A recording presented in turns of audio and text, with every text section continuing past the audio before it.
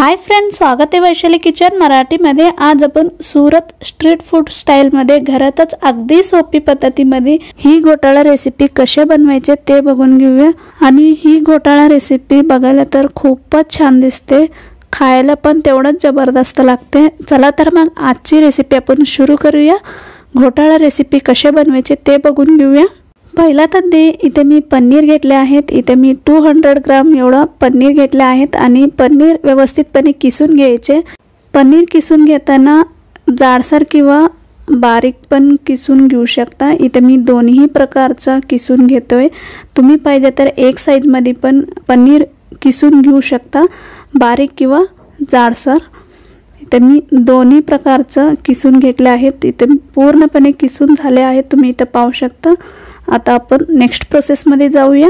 Gas on करून गॅसवर कढई ठेवून घ्या। कढई व्यवस्थित गरम होऊ द्यायचं। गरम झालं की यामध्ये एक मोठा चम्मच तेल टाकून घ्या।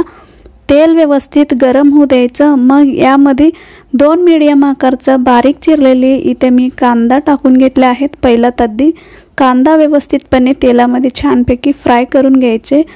थोडीशी कच्चा पण निघून जायला पाहिजे, तोपर्यंत आपल्याला व्यवस्थित तेलामध्ये फ्राय करून घ्यायचे आहेत ही कांदा फ्राय झाला की यामध्ये 7 ते 8 लसूणची पाकळी कुटून घेतलेली ते टाकून घ्या, किंवा 1 चम्मच लसूणची पेस्ट टाकून घ्या।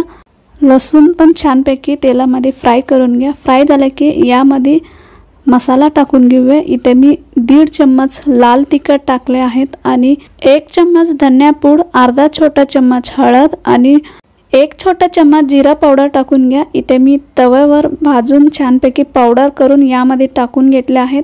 जिरा पावडर टाकल्यानंतर व्यवस्थित मिक्स करून घ्या। आता लास्टला आपण 1 मोठा चम्मच पावभाजी मसाला टाकून घ्या। पावभाजी मसाला नाही असले तर तुम्ही गरम मसाला पण टाकू शकता। पावभाजी मसाला व्यवस्थित मिक्स झाले की यामध्ये 1 मोठा आकारचा टोमॅटो बारीक चिरून यामध्ये टाकून व्यवस्थितपणे छानपैकी मसाला लागायच्यापर्यंत चम्मचने असंच मिक्स करत राहायचे आहेत किंवा फ्राय करून घ्यायचे आहेत। फ्राय झाले की टोमॅटो यामध्ये थोडीशी पाणी टाकून घ्या। पाणी टाकले की व्यवस्थित मिक्स करून घ्या। अशा पद्धतीने व्हिडिओ दाखवल्याप्रमाणे मिक्स करून झाल्यानंतर 2 मिनिट छानपैकी टोमॅटो सॉफ्ट होईपर्यंत शिजू द्यायचे आहेत। 2 मिनिट झाले की आता आपण झाकण काढून घेऊया। व्यवस्थितपणे टोमॅटो सॉफ्ट झाले आहेत, तुम्ही इथे पाहू शकता।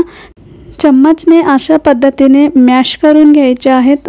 चम्मचने किंवा मॅशरने अशा पद्धतीने व्हिडिओ दाखवल्याप्रमाणे छानपैकी मॅश करून घ्या। एकदम छानपैकी बारीक मॅश करून झाल्यानंतर आता आपण यामध्ये पाणी टाकून घेऊया। इथे मी 1 कप पाणी टाकतोय। कन्सिस्टन्सी बघून यामध्ये पाणी टाकून घ्यायचे आहेत। पाणी टाकल्यानंतर आता आपण यामध्ये चवीनुसार मीठ टाकून घेऊया।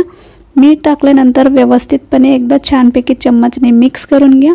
मिक्स करून झाल्यानंतर ही रस्सा भाजीला 1 मिनिट छानपैकी उकळू द्यायचं। उकळ आले की छानपैकी यामध्ये किसून घेतलेली पनीर टाकून घ्या। पनीर टाकले की यामध्ये 1 मोठा चम्मच बटर टाकून घ्या।